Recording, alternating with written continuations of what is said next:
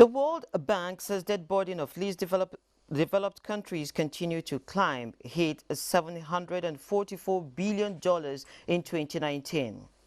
Minister of Finance, Budget and National Planning Zainab Ahmed will this morning present a breakdown of the 2021 budget proposal. President Buhari assures Okonjo-Iweala of support in the last lap of the World Trade Organization race.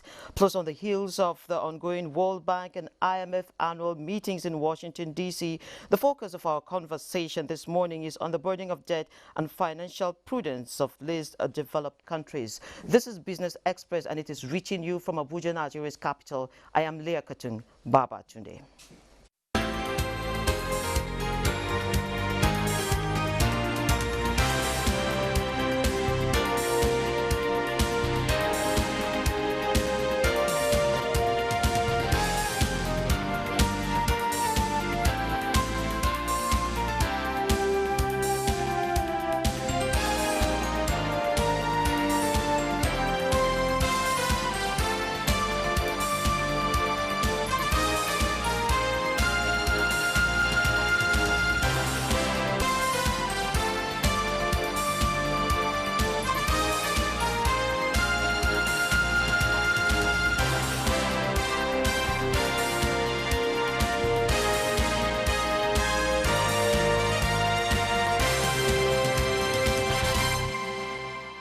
Now to the business of the day. The Minister of Finance, Budget and National Planning, Zainab Ahmed, will in a few minutes be presenting a breakdown of the 2021 budget proposal.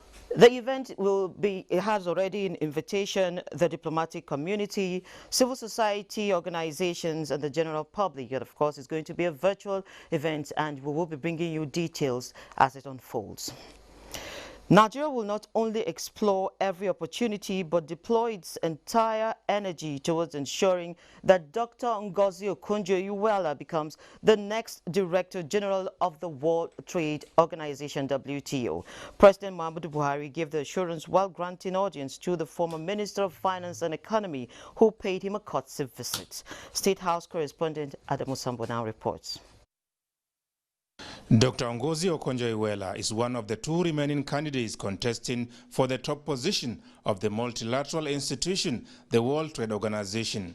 She is here to express formal appreciation to President Muhammadu Buhari and indeed Nigeria for supporting her staunchly.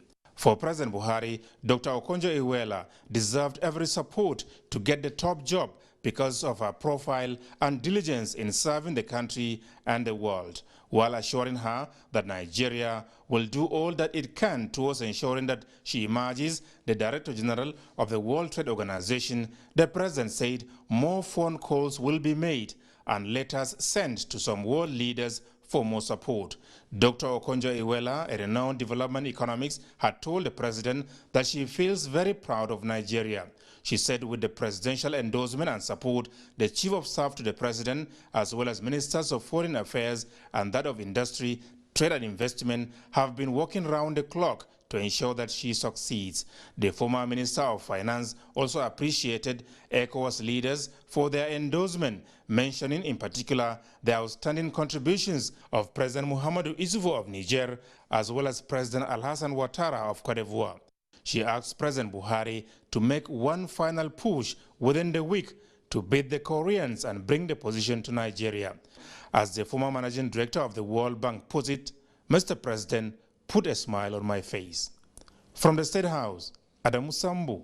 Now, the World Bank is saying that global debt burden of least developed countries have continued to climb as recent data released in the latest edition of International Debt Statistics report shows that least developed countries' debt has hit $744 billion in 2019.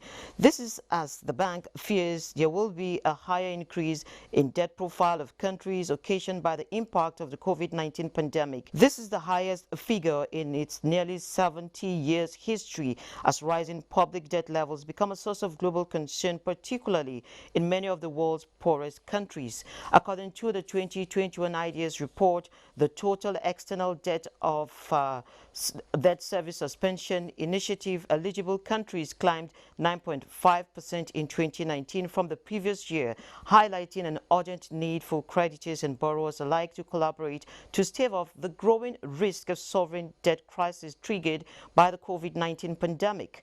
The report shows that the pace of debt accumulation for these countries was nearly twice the rate of other low and middle-income countries in 2019. The debt stock of DSSI eligible countries to official bilateral creditors, composed by mostly G20 countries, reached $178 billion in 2019 and accounted for 17% of long-term net debt flows to low and middle-income countries. Professor Ken Ife is a development economist, and of course he is a man of many feathers to his cap, and he joins me this morning, and together we shall be looking at issues around debt and financial prudence as the annual meetings begin in Washington, D.C. by the World Bank and the IMF, bearing in mind the consequences of COVID-19. You're welcome, sir, to Business Express this morning. Thank you very much. Okay, now having seen the rising debt levels globally around the world, Nigeria inclusive, do you see pumping in more debts into economies as a solution or a problem in this recovery drive? First is the rise is unexpected because the rapid rise is connected with the COVID incidents. And we haven't found a cure, and we haven't found a solution. So we're still awaiting. But meanwhile, the pressure on all the economies you mentioned is still climbing. So I cannot see an immediate end to the borrowing, because if you don't have savings and you have lots of things to spend money on, especially when it comes to health, you have no choice than to borrow. But obviously there's a story behind it, that there has to be prudence in the borrowing, there has to be transparency, and there has to be accountability.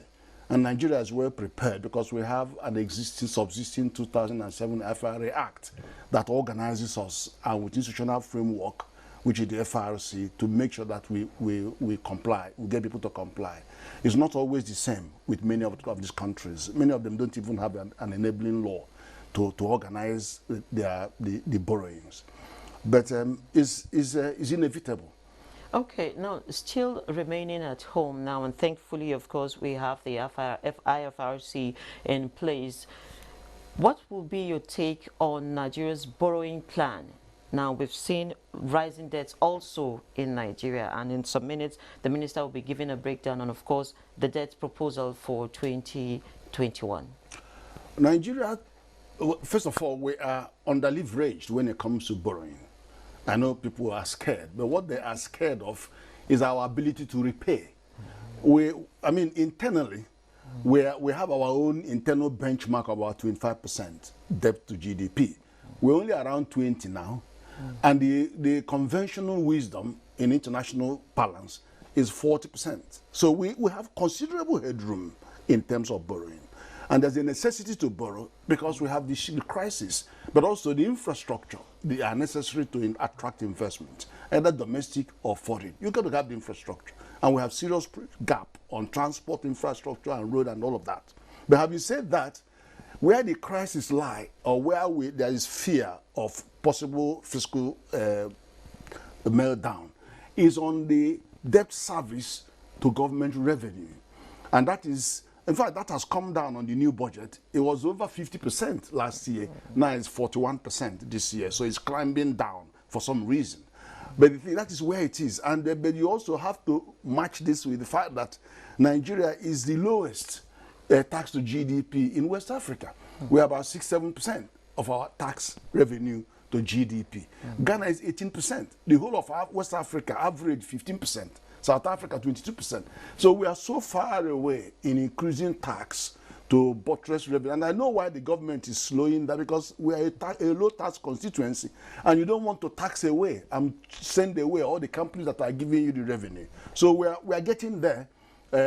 you know, but there's some pain that we're having to take, but we're inevitably moving in the right direction. Okay, so we've also had the issues around this same borrowing concerns from people saying that, oh, this is sort of another colonization, because these big economies and multilaterals keep borrowing, and then you see nations just borrowing away. What will be your take on that? Well, what you're saying is true to some extent, but it is something that is attributable to China's type of contract that they are giving out, and where there are some substantial waiver of sovereign immunity in the contract. So that is a huge concern.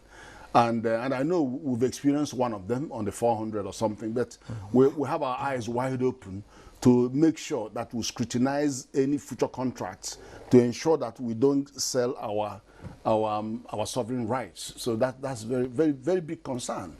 But it's not the same. You can't have that on the multilateral development banks. You know, the World Bank, ADB, they're not in that sort of game. And they scrutinize what they are lending you money to. They know that there is FRA law that talks about debt sustainability against particular, and then also making sure that what you are borrowing the money for is capable of it. So they know all that. And so they take part in disbursement. No objection. They follow. They go and monitor. Okay, but you don't have that stringent regime with bilateral loans. Okay, now back to the multilateral lenders you spoke about. There's also the concern of the conditionalities that come with these loans they give to nations that have popped up here and there. Also in Nigeria, we're having people raise those sort of concerns.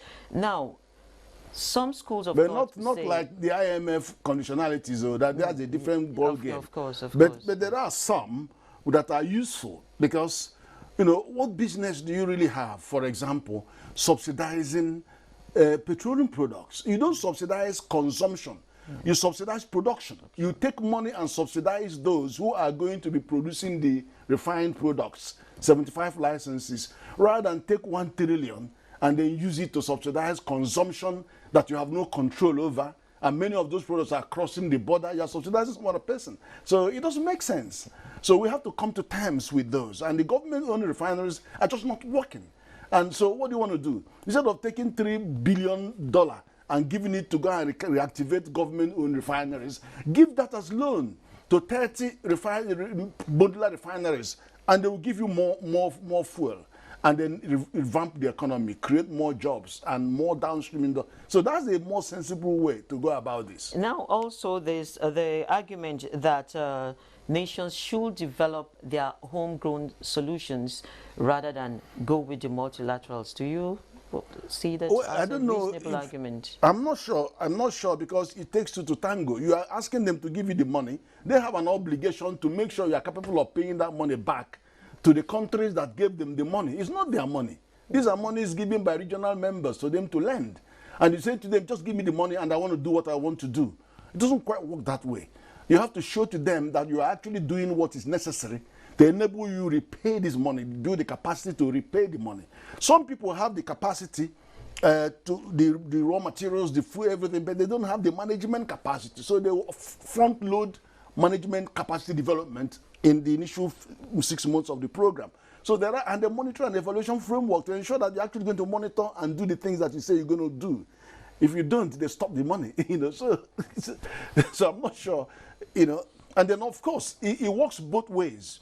Wise, for example, CBN has said, okay, I'm going to build this power base by another 7.5 trillion.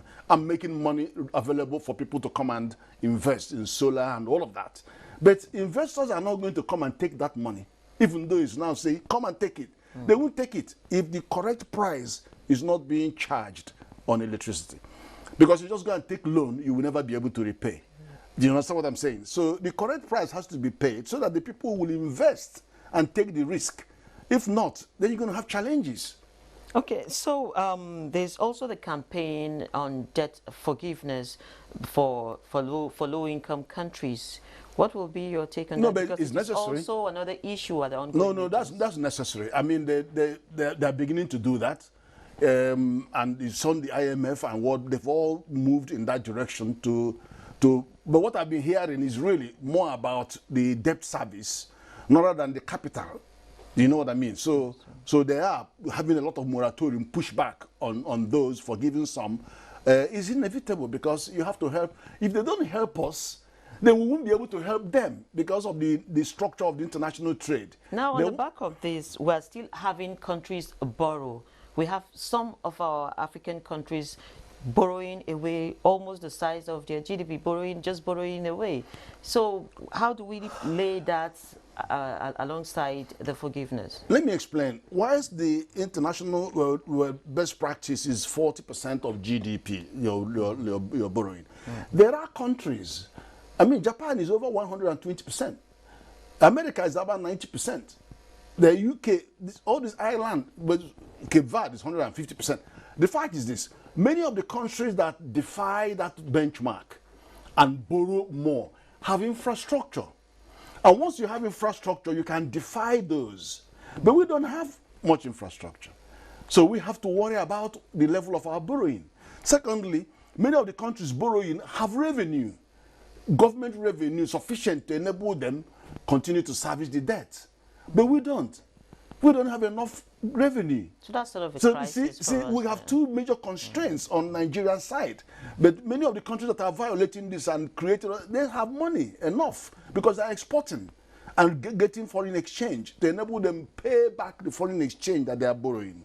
But we don't have. The only one that gives us foreign exchange, 90%, is oil. And oil is neither here nor there. So that's where we need to rebalance the economy to enable more inflow into the forex regime. Okay, so how do we as a country now ensure that there is prudence in the putting to work these monies we're borrowing? Well, this is why I said that first of all we have an enabling law, Fiscal Responsibility Act 2007, and it created an institution, Fiscal Responsibility Commission, that actually oversees. It's his job to oversee that at the federal level, state level, and local government level. It has that. There's no other organization that, even the revenue mobilization, doesn't have that. That is their job.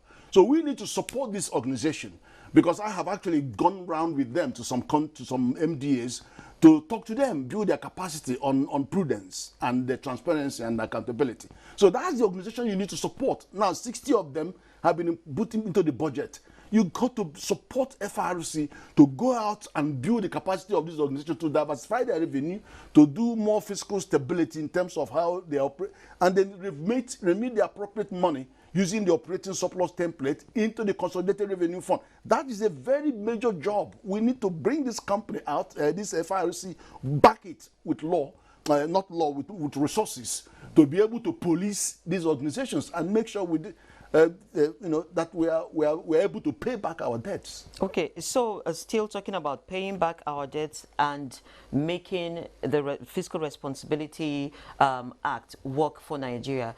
The president just days back, when he was presenting the budget to the National Assembly, he made mention of government-owned enterprises, as you have also rightly pointed out, playing their role in ensuring they remit those those revenues they collect. Correct.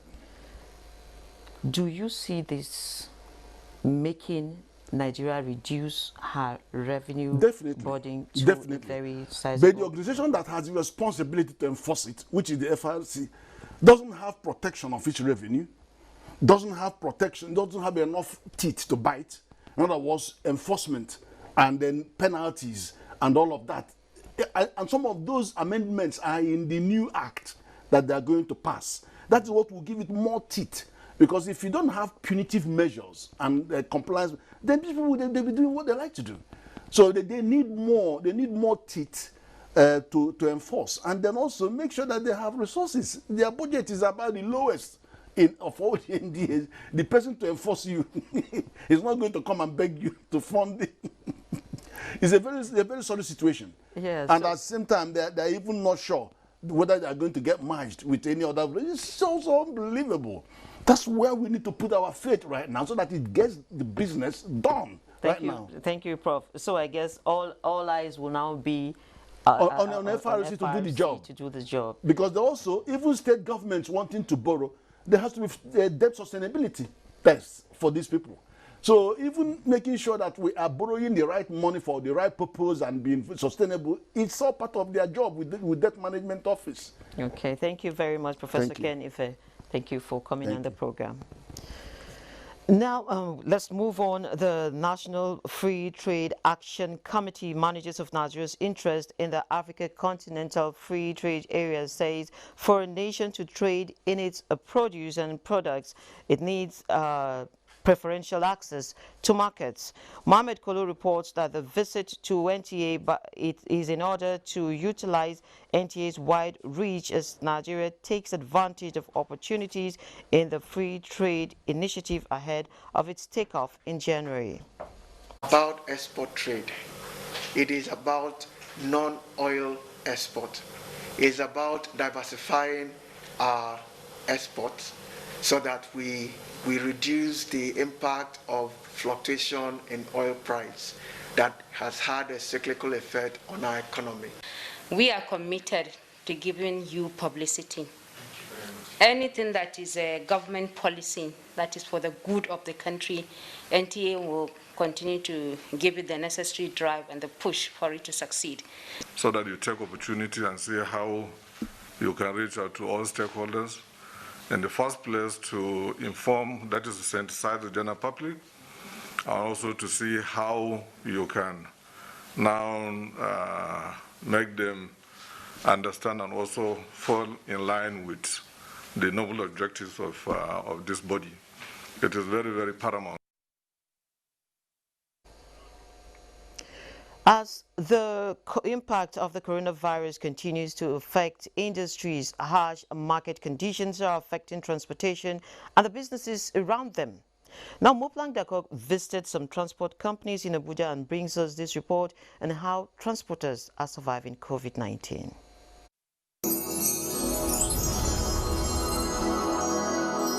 Surviving COVID-19 series is brought to you in partnership with the Central Bank of Nigeria. Before the pandemic, a drive to the popular Utako area where many transport companies operate would reveal a very busy atmosphere. But today the story is different, even with the lockdown eased almost completely. Some of the transporters say the cessation of movement, the reduction in consumer spending, and the fact that schools are still closed is taking a toll on the transportation sector. No, we resumed, I think, if I'm correct, on the 3rd of July. 3rd of July, it was slow, very slow. We load up to 10 to 5 buses every day. But since then, sometimes even to load a bus is a problem. So up till now, it hasn't picked up. Now, fewer passengers have to be picked in compliance with the social distancing. The implication is higher cost of transportation. We have to raise the fare due to the way they say we should be loading people. Formerly, we do go with 7, 8. Now they bring it down to 5 because of the issue of COVID. And the price have to go up to 10 or 11,000, depending on how we get some people. Due to the transport issue, now people don't normally travel anymore. They're even likely to go and hang somewhere in Gwagwala to get a lift down to East. Who they can even pay afford of 4,000, 3,000 to enter a truck or by just to pass by a Zeros bus. The transport companies say many Nigerians are now beginning to utilize the use of waybills to send goods across the country as opposed to traveling. People have other means now of traveling, as in trying to use the waybill session more than going personally. That is the problem we're having now.